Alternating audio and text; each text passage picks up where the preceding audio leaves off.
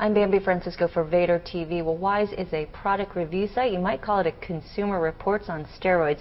And joining me to talk about Wise is Tom Patterson. He's the CEO. Tom, thanks for joining us. You basically go across the web and you collect all of these consumer reports. I believe you have 1.2 million reviews for more than 30,000 products reviewed now. And you come up with this interesting score, Wise rank. So I guess when I went onto your site, that was the first thing I looked at, is the products with the highest score. So what are the factors that go into creating that score? Yeah, it's a great question. So, you know, I guess I'll step back real quick and just talk about my previous job, where I was at a market research company. And what we were doing for companies like Procter & Gamble and General Mills was we were going out and scraping the web for sentiment or opinion, and helping people like P&G, General Mills, Sony determine what people were saying about the things that they actually were offering as products. Because as we know, user-generated content, opinion is growing at such an incredible rate. And we were providing these projects back to them, and they were paying, you know, good money for them, $30,000, $50,000. And it was apparent to me that the web was becoming this great proxy for what actually is said offline and it actually was happening online. So what really Wise is doing is saying, you know what, why can't we give this to all consumers, give it to the masses? So what we've done is gone out and for this set of products looked at all sources of opinion, and we started with user and expert reviews.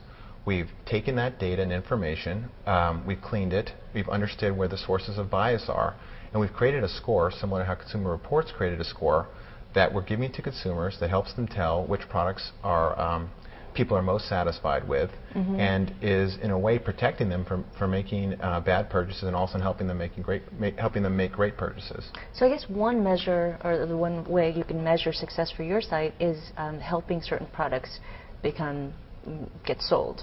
So does your service help the P&Gs and the General Mills and all of these old manufacturers of products? Has it helped sell more products for them? Well, I'd say that being that we're a new site, we haven't necessarily reached a certain level yet with the mass consumer. What I can tell you is that we're providing a level of insight similar to how we did in market research, which hopefully, as we gain traction, will be something that's valuable for people to use to show consumers that this product is actually great. I think the analogy is how people in restaurants use Zagat scores to determine how good those restaurants are. It's when the J.D. Power ratings come out and you see car commercials and you see that J.D. Powers is actually saying that this Acura is the best product of the year. It's similar to how Consumer Reports scores come out. People say we've been ranked very highly in Consumer Reports scores. Back to your comment on Consumer Reports on steroids, what we're trying to do is basically say the web is this incredible source of content and opinion. If I aggregate it, normalize it, and make sense of it for people and attach it to all products, what kind of power will we have real time to make great decisions about which products are right for people and not?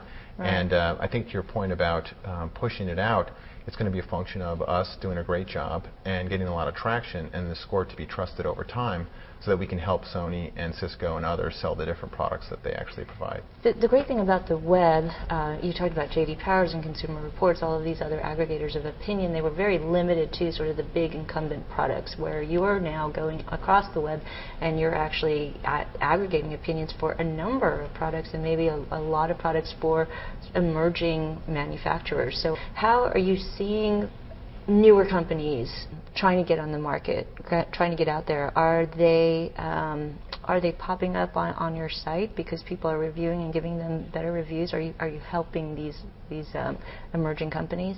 Well, I can tell you what we definitely want to. What we want to do is basically make it an efficient platform now. As we know in the past, the way people made purchase decisions or found things were based on which company had the biggest advertising budget, or which salesperson inside a retail store was incented to actually push a different product. And put them on the top shelf of the store. Well, we know that game about trying to own store shelf space. And so what really Wise is trying to do is basically say, let's level the playing field, take the opinion of advertisers and salespeople out of deciding which products are actually best to buy, and creating transparency so that the best products, as judged by real users, people that know something about the products, these super enthusiasts that are in blogs, helping that viewpoint actually be surfaced very quickly so that people actually start to match themselves to the products that are truly the best. So I'm seeing on your site, I was looking at electronics, you still see the Sonys and the Panasonics, but so are you seeing any examples of these new types of companies bubbling up to the top, their products bubbling up to the top? We're seeing a few. I definitely would say that because we're covering so many products right now, and we're starting to continually increase the products, I don't think we've reached steady state. And even as we speak, we've moved,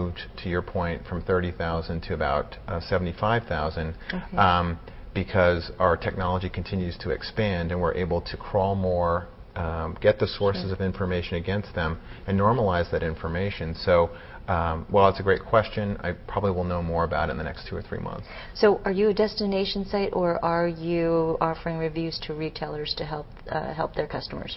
Well, our primary function is to create a destination site that essentially is a great tool and resource for people to quickly and easily determine which products are best. So before I was actually an ER at Mayfield, before I actually decided to kind of make Wise happen, I did a lot of research about the whole process of doing online product research. I talked to about 100 people. And what I found was it's actually still very difficult for a tremendous amount of people to get it done. What we were looking to do at Wise is to create an alternative for them to quickly get in and out and feel good that you're going to make the right purchase decision. The other thing that's happening, Bambi, that I think is pretty fascinating is this tremendous growth that's going on. Forrester just released a report back, I think about 2 months ago. Not only will online product research affect online product purchase, but online product research is growing in double digits in terms of how much it's affecting offline purchases. And Forrester predicts that online product research is going to affect about $1 trillion worth of commerce in the United States by 2011. And that's only 4 years away. So what we're getting at is we're in the middle of this curve where the need is there because it's hard. The importance is there because it's growing and becoming, the internet's becoming more and more integrated into people's lives, and we feel like creating an incredible destination site that really simplifies things for people will be valuable. Are we syndicating it? Yes. So we see that similar to how you might find a wine spectator score in a wine store, like the Wine Club, and that helps you determine which products to purchase. Seeing the value of some Wise rank information as you're trying to determine which products are best for you would be valuable with regards to conversion and giving people that third-party trust that isn't coming from the retail site, but it's coming from a trusted source, such as Wine Spectator is viewed in the wine industry. Is it going to be an advertising-based model, subscription model, or are you going to take a revenue share of the products sold? That seems like there could be a potential conflict of interest if you do take a revenue share. So what we are is a lead generation business. So what we do is we aggregate traffic because of the value we provide. Advertisers or manufacturers don't bias our rankings or our information because it's all driven by user and expert opinion. And we'll move towards bloggers and other sources of people, user-generated content. However, after people are done determining what to buy, we provide opportunities for them to find the stores that are available to buy. And because this is a highly coveted source of traffic, it's someone who's actually in the process of looking. Best prices are important. We can get them to those sources. We get paid for sending those links there. Okay, you said that you wanted to be a destination site. Yes. That's what you're focused on. What is your distribution strategy? Well, there's a few to get traffic to your sure, site. there's a few things. I think that because people, commerce is one of the biggest uses of the web. Of course, there'll be a certain level of search marketing, which will include, getting people that are looking for a site that, when it comes from Google, most closely matches reviews. People can try and buy those keywords on Google for reviews, but if you show up to a site and it's really trying to get you to buy stuff, we'll have a better opportunity because our quality score will go up when people get to us to continue to acquire traffic that route. Search engine optimization, which is showing up in the organic rankings, syndication, as we discussed, creating a great bookmarkable site that is valuable. Those four things are going to help acquisition. And what about your widget strategy? How is that helping? Yeah, so the widget strategy really is one in which we want to co-opt a lot of the blogger community that is trying to actually find different alternatives to monetize. And what we want to do is basically say, look, you write about products. We would love to give you the ability to rev share with Wise if you drop traffic to Wise. How has that helped bring traffic to your site? Well, the growth has been okay. It's not been huge just far. We really haven't invested as much yet into that, but it's something that we're going to be doing. Okay. Good luck, Tom. Thank you, Bambi. Appreciate it. I've been speaking with Tom Patterson. He's the CEO of Wise. I'm Bambi Francisco.